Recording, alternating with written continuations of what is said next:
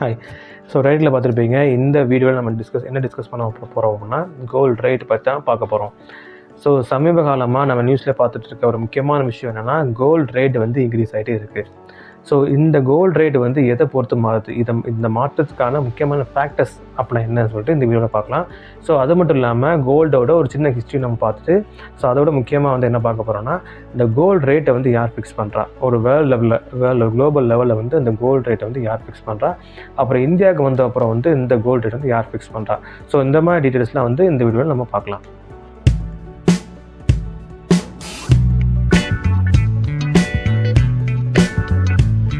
So gold அப்படின்னு எடுத்துட்டாலே நம்மளுக்கு ஒரு பேசிக்கான விஷயம் என்னென்னா, கோல்டு அப்படின்னாலே ரொம்ப ப்ரீஷியஸான மெட்டல், வேர்ல்டு லெவலில் வந்து ரொம்ப ப்ரீஷியஸான மெட்டல். இது ஏன் வந்து ரொம்ப ப்ரீஷியஸான மெட்டல் எப்படி சொல்ல வரோன்னா, இதோட எந்த ஒரு நான் ரேட்டிவ் மெட்டல்னு சொல்லுவாங்க. ஸோ அப்படின்னா வந்து எப்படி ரேட் பண்ணாலுமே எந்த இதுலையுமே ரேட் பண்ணாது. ஸோ ரேட் பண்ணாமல் இருக்கிறதுனால ஸோ இதோட ஒரு தன்மை வந்து எப்போவுமே மாறாமலே இருக்கும். ஸோ இப்படி தன்மை மாறாமல் இருக்கிறனால தான் அந்த கோல்டோட வேல்யூ, இந்த கோல்டோட மதிப்பு வந்து எப்போவுமே ஒரு பீக்கில் இருக்குது. ஸோ இது ஒரு முக்கியமான ரீசன், அந்த கோல்டு ரேட்டு வந்து ஃபிக்ஸ் பண்ணுறதுக்கு ஒரு முக்கியமான ரீசன். எந்த ஒரு ரியாக்ஷனும் இல்லாமல் அந்த ஒரு தன்மை அப்படியே இருக்கிறனால இந்த கோல்டோட மதிப்பு வந்து ரொம்ப பீக்கில் இருக்குது. அதனால தான் நம்ம என்ன சொல்கிறோம்னா இந்த கோல்டு வந்து ரொம்ப ப்ரீஷியஸான மெட்டல் அப்படி சொல்கிறோம்.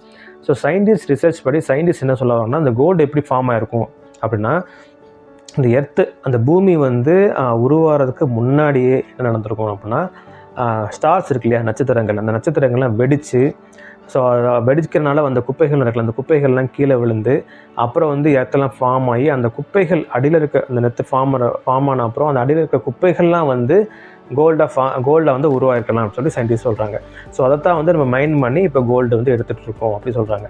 ஸோ இந்த கோல்டோட தடயங்கள்லாம் எப்போ கண்டுபிடிச்சாங்க அப்படின்னா, அதை பற்றி நான் வந்து பார்க்கும்போது இன்ஃபர்மேஷன் என்ன கிடைச்சது அப்படின்னா, ஸோ 4700 BC அப்புறம் வந்து அண்ட் 4200 BC இந்த இடைப்பட்ட காலத்தில் வர்னா நெக்ரோபோலிஸ் அப்படின்னு ஒரு இடம். ஸோ இது எங்கே இருக்குன்னா சவுதர்ன் ஈஸ்டர்ன் யூரோப்பில் உள்ள பல்கேரியான்னு ஒரு இடத்துல உள்ள இடம் தான் இது. ஸோ இந்த இடத்துல ஸோ கிட்டத்தட்ட வந்து அப்ராக்சிமேட்லி 6700 வருஷம் முன்னாடி ஒரு கோல்டன் ஆர்டிஃபேக்ட் வந்து கண்டுபிடிச்சிருக்காங்க. அதாவது கோல்டு இல்லை, கோல்டன் ஆர்டிஃபேக்ட். ஸோ வந்து அப்போவுமே வந்து மக்கள் வந்து கோல்டு வச்சு பண்ணியிருக்காங்க. ஸோ வந்து கிட்டத்தட்ட அதோட ஏஜ் எப்படி பார்க்குறது அப்படின்னா, ஏஜ் எவ்வளோ இருக்குன்னு அப்படின்னா 6700 வருஷம். ஸோ இதை பற்றி இந்த கோல்டு வந்து எப்போ வந்து யூஸ் பண்ணியிருக்காங்க சொல்லி அந்த இன்ஃபர்மேஷனை தேடும் போது கிடைச்ச சுவாரஸ்யமான விஷயம் வந்து கிட்டத்தட்ட 6700 வருஷம் முன்னாடியே வந்து கோல்டன் ஆர்டிஃபேக்ட் வந்து கண்டுபிடிச்சிருக்காங்க. So as per the world gold council, அதாவது வேர்ல்டு கோல்டு கவுன்சில் சொல்லி ஒரு கவுன்சில் இருக்குது. அவங்க சொன்ன இன்ஃபர்மேஷன் படி இது வரைக்கும் த்ரூஅவுட் ஹிஸ்ட்ரி இது வரைக்கும் அப்ராக்ஸாக 2,12,582 டன்ஸ் ஆஃப் கோல்டை வந்து இது வரைக்கும் ஒரு அப்ராக்ஸாக மைண்ட் பண்ணியிருக்காங்க. அதாவது வேர்ல்டு லெவலில் வந்து இது வரைக்கும் மைண்ட் பண்ணி எடுத்துருப்பாங்களா, மைண்ட் பண்ணி கோல்டு மைனிங் பண்ணி கோல்டு எடுத்துருப்பாங்க இல்லையா. ஸோ இது வரைக்கும் அப்ராக்ஸாக எவ்வளோ இருக்குன்னா 2,12,582 டன்ஸ் ஆஃப் கோல்டு வந்து மைண்ட் பண்ணியிருக்காங்க. ஸோ கோல்டு பற்றி ஒரு இன்ஃபர்மேஷன் தேடுறதில்ல, இந்த மாதிரி சுவாரஸ்யமான விஷயம்லாம் நான் பார்த்தேன். ஸோ அதனால தான் ஷேர் பண்ணேன். ஸோ கோல்டு ரேட்டை வந்து யார் ஃபிக்ஸ் பண்ணுறா, குளோபல் லெவலில் யார் ஃபிக்ஸ் பண்ணுறா, அப்போ இந்தியாவுக்கு வந்த அப்புறம் இந்தியாவில் யார் ஃபிக்ஸ் பண்ணுறா. ஸோ ஃபஸ்ட்டு வந்து குளோபல் லெவலில் பார்க்கலாம். ஸோ குளோபல் லெவலில் வந்து இப்போ வந்து நம்ம ஃபஸ்ட்டு வந்து இந்த இடத்துல ஃபிக்ஸ் பண்ணால் மட்டும்தான் இந்தியாவில் வந்து அதை பொறுத்து தான் இங்கே ஃபிக்ஸ் பண்ணுவாங்க. ஸோ அது எந்த இடம்னா LBMA அப்படின்னு சொல்லுவாங்க, London bullion market association. So இது எங்கே இருக்குன்னா யுனைடெட் கிங்டம், அதாவது லண்டனில் இருக்குது. ஸோ இவங்க வந்து கோல்டு ரேட்டை ஃபிக்ஸ் பண்ண அப்புறம் தான் அதை பொறுத்து தான் இந்தியாவில் ஃபிக்ஸ் பண்ணுவாங்க. இந்த கோல்டு ரேட் வந்து எப்படி ஃபிக்ஸ் பண்ண போகிறதுனா, ஃபஸ்ட்டு வந்து ஸ்பாட் ப்ரைஸ் சொல்லுவாங்க. அந்த ஸ்பாட் ப்ரைஸ், அதாவது அந்த மதிப்பு, கோல்டோட மதிப்பு, நான் ஃபஸ்ட் சொன்னால அந்த கோல்டோட மதிப்பு வந்து எப்படி இருக்குன்னு, ஸோ அந்த மதிப்பு. அப்புறம் வந்து மைன் பண்ணி தான் கொண்டு வராங்க இல்லையா, ஜஸ்ட்டு வந்து போய் எடுத்துக்க முடியாது. ஸோ கோல்டை மைன் பண்ணி அந்த பாறைக்கு இடையில வெடித்து அந்த பாறைக்கெல்லாம் ஒட்டி தான் இருக்கும். அதை வந்து ஹீட் பண்ணி கோல்டை மட்டும் தனியாக எடுத்து, ஸோ இந்த மாதிரி ப்ராசஸ்லாம் இருக்குல்ல, ஸோ இந்த ப்ராசஸுக்கு வந்து எவ்வளோ சார்ஜ் ஆகுது, ஸோ அதை பொறுத்தும். ஸோ தற்போதைய மார்க்கெட் ப்ரைஸ் என்ன, இப்போ எவ்வளோ டிமாண்ட் அண்ட் சப்ளை என்ன, ஸோ அதெல்லாம் பார்த்து தான் கோல்டு ரேட்டை வந்து இந்த லண்டன் புல்லியன் மார்க்கெட் அசோசியேஷன், அதாவது யுனைடெட் கிங்டத்தில் உள்ள இந்த இடத்துல வந்து ஃபிக்ஸ் பண்ணுவாங்க. ஸோ இந்த இடம் வந்து எப்போ அந்த ரேட்லாம் ஃபிக்ஸ் பண்ணுவாங்கன்னா, ஒரு நாளைக்கு வந்து 2 தடவை ஃபிக்ஸ் பண்ணுவாங்க. அதாவது காலையில் 10:30 வந்து அந்த கோல்டோட மதிப்பு இதெல்லாம் இப்போ சொன்னேன் இல்லையா, சார்ஜஸ் எவ்வளோ மைனிங் சார்ஜஸ், அப்புறம் வந்து அந்த ஸ்பாட் ப்ரைஸ், அப்புறம் மார்க்கெட் ப்ரைஸு, டிமாண்ட் அண்ட் சப்ளையை பொறுத்து காலைல 10:30 ஒரு தடவை ஃபிக்ஸ் பண்ணுவாங்க. அப்புறம் வந்து ஈவினிங் 3 மணிக்கு இன்னொரு தடவை ஃபிக்ஸ் பண்ணுவாங்க. அதாவது ஒரு நாளைக்கு வந்து இந்த இடத்துல வந்து 2 தடவை ஃபிக்ஸ் பண்ணுவாங்க. ஸோ இதை பொறுத்து தான் இந்தியாவிலையும் இந்த ரேட், ஃபார் எக்ஸாம்பிள் வந்து ஒரு கோல்டோட மதிப்பு வந்து 5,000 சொல்லி ஃபிக்ஸ் பண்ணுறாங்கன்னா அதை பொறுத்து தான் இந்தியாவில் அடுத்து ஃபிக்ஸ் பண்ணுவாங்க. ஸோ வந்து LBMA, அதாவது லண்டன் புல்லியன் மார்க்கெட் அசோசியேஷன் தான் வேர்ல்டு லெவலில் வந்து கோல்டு ரேட்டை ஃபிக்ஸ் பண்ணுவாங்க. அதோட டிமாண்ட் அண்ட் சப்ளை பொறுத்து, அந்த மைனிங் சார்ஜஸ் நிறைய இருக்குது. நான் காமனான விஷயம் சொல்கிறேன். ஸோ இந்த மாதிரி விஷயத்தை பொறுத்து தான் வேர்ல்டு லெவலில் வந்து கோல்டு ரேட்டை ஃபிக்ஸ் பண்ணுவாங்க. அப்புறம் வந்து நம்ம இந்தியாவுக்கு வரும். ஸோ இந்தியாவில் வந்து கோல்டு வந்து ப்ரொடியூஸ் பண்ணுறாங்களா அப்படி கேட்டிங்கன்னா ப்ரொடியூஸ் பண்ணுறாங்க. ரொம்ப கம்மியான அளவு தான் ப்ரொடியூஸ் பண்ணுறாங்க. ஃபார் எக்ஸாம்பிள் நம்மளுக்கு தெரிஞ்ச ஒரே இடம் வந்து KGF. ஸோ KGFல வந்து இப்போதைக்கு மைனிங் ப்ராசஸ் போயிட்டுருக்கான்னு கன்ஃபார்மாக தெரில. பட் இந்தியாவில் வந்து மேக்ஸிமம் வந்து கோல்டு வந்து எப்படி வருதுன்னா இம்போர்ட் மூலமாக தான் கோல்டு வந்து இறக்குமதி மூலமாக தான் பண்ணுறாங்க. கிட்டத்தட்ட வந்து ஒரு 80% 70% கிட்ட இறக்குமதி மூலமாக தான் நம்ம வந்து கன்சியூம் பண்ணுறோம். இந்தியாவிலையும் சரி, நம்ம தமிழ்நாடு எல்லா இடத்துலையும் வந்து இறக்குமதி செஞ்சால் அதை கன்சியூம் பண்ணுறோம். ஸோ வந்து நம்ம உள்நாட்டிலே ப்ரொடியூஸ் பண்ணுற இடத்துக்கு ரொம்ப கம்மி தான். ஸோ அதனால் வந்து ஃபஸ்ட்டு வந்து அப்போ என்ன தான் வந்து இறக்குமதி பண்ணுற கோல்டு ரேட் வந்து எப்படி ஃபிக்ஸ் பண்ணுறாங்கன்னா, ஃபஸ்ட்டு வந்து லண்டன் புல்லியன் மார்க்கெட் அசோசியேஷனில் ஃபிக்ஸ் பண்ண அப்புறம் அங்கேருந்து பேங்க் மூலமாக இங்கே வந்து இந்தியாவுக்கு வரும், அதாவது ரிசர்வ் பேங்க்குக்கு வரும். ஸோ அங்கேருந்து நம்ம வந்து ஒரு டீலர்ஸு, அப்புறம் வந்து அந்த மார்க்கெட்லாம் பண்ணுவாங்களே, ஸோ அவங்க வந்து எடுத்து வர மாட்டாங்க. பேங்க் மூலமாக தான் நம்ம நாட்டுக்கு ரிசர்வ் பேங்க் கிட்ட நம்ம நாட்டுக்கு வரும். ஸோ அப்படி வரும்போது இங்கே யார் ஃபிக்ஸ் பண்ணுவாங்க அப்படின்னா IBJAன்னு சொல்லுவாங்க, Indian bullion jewellers association. So இவங்க தான் வந்து ஒரு மேஜர் ரோல் பண்ணுறாங்க. எதுக்குன்னா இந்தியனோட கோல்டு ரேட்டை வந்து ஃபிக்ஸ் பண்ணுறது. நிறைய பேர் ஃபிக்ஸ் பண்ணலாம், பட் மேஜர் ரோல் யார் ப்ளே பண்ணுறாங்க அப்படின்னா இந்த IBJA தான், இந்தியன் புல்லியன் மார்க்கெட் அசோசியேஷன். இவங்க தான் வந்து கோல்டு ரேட்டை ஃபிக்ஸ் பண்ணுறாங்க. ஸோ எதெல்லாம் பொறுத்து ஃபிக்ஸ் பண்ணுறாங்க அப்படின்னா, நான் அப்போயே சொன்ன மாதிரி இவங்க வந்து நம்ம வந்து இம்போர்ட் பண்ணி தான் கோல்டு யூஸ் பண்ணுறோம்.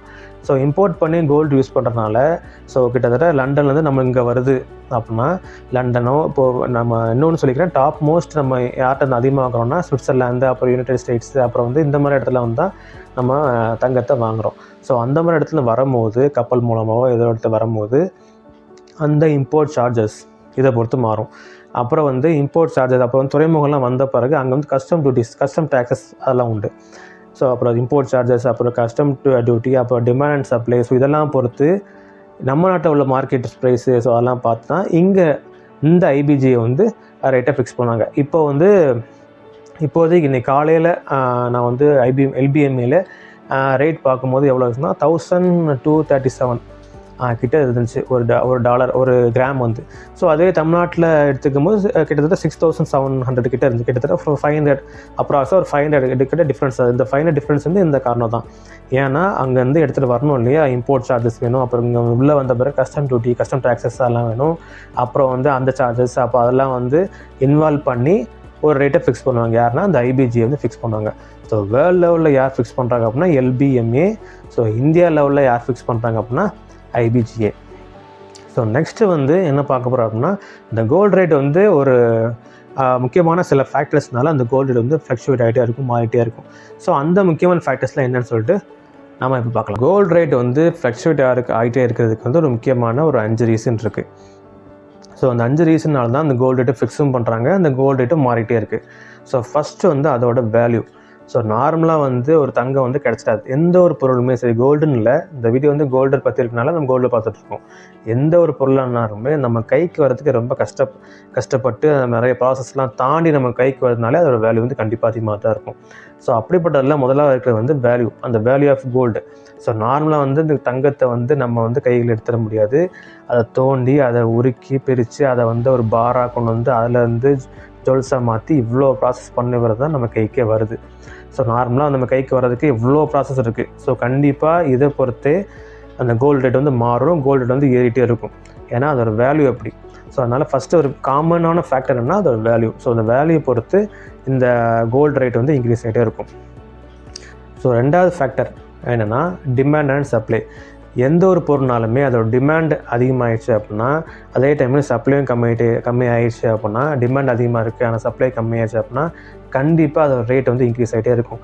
அது நம்ம நார்மலாக நம்ம தக்காளி அந்த ரேட்லேயே வெஜிடபிள்ஸ் எடுத்தோம்னா தக்காளி நார்மலாக அந்த தக்காளி ரேட்லாம் ஃபேஸ் பண்ணிப்போம். நம்ம ஒரு இன்ஃப்ளேஷனால் தக்காளி விலைலாம் ஏறி அதோட டிமாண்ட் அந்த டைமில் வந்து தக்காளி வரத்தும் கம்மியாகி அதோட டிமாண்டும் ஏறி தக்காளியோட விலை வந்து கிட்டத்தட்ட 1 கிலோ தக்காளியே கிட்டத்தட்ட 100 ரூபா கிட்ட வாங்கிடுவோம் நம்மலாம். ஸோ அதே மாதிரி தான் டிமாண்ட் அண்ட் சப்ளை பொறுத்தும் இந்த கோல்டோட ரேட் வந்து மாறிட்டே இருக்கும்.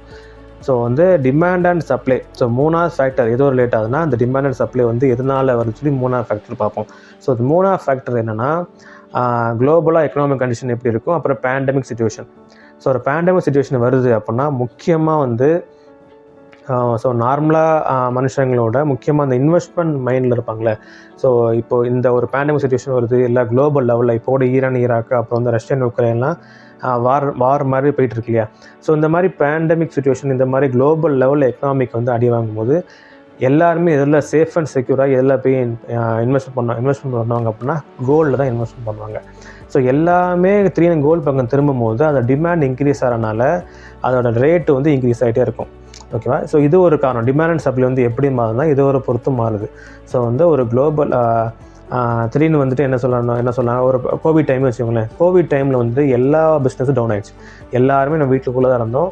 கிட்டத்தட்ட சில ஒர்க் ஃப்ரம் ஹோம் வந்து அவங்களாம் ஒர்க் பண்ணியிருந்தாங்க. சில வந்து மேஜராக வந்து ப்ரொடக்ஷன் கம்பெனி அப்போ வந்து அந்த குவாலிட்டி அந்த மாதிரி கம்பெனியில் வந்து போய் ஒர்க் பண்ண முடியாமல் எல்லாருமே எல்லா விதமான பிஸ்னஸும் முன்னேறி தான் இருந்துச்சு. ஸோ அந்த மாதிரி டைமில் வந்து எல்லாருமே சேஃப் அண்ட் செக்யூருக்கு என்ன பண்ணுவாங்கன்னா கோல்டில் வந்து இன்வெஸ்ட் பண்ணியிருந்தாங்க வச்சுக்கோங்களேன்.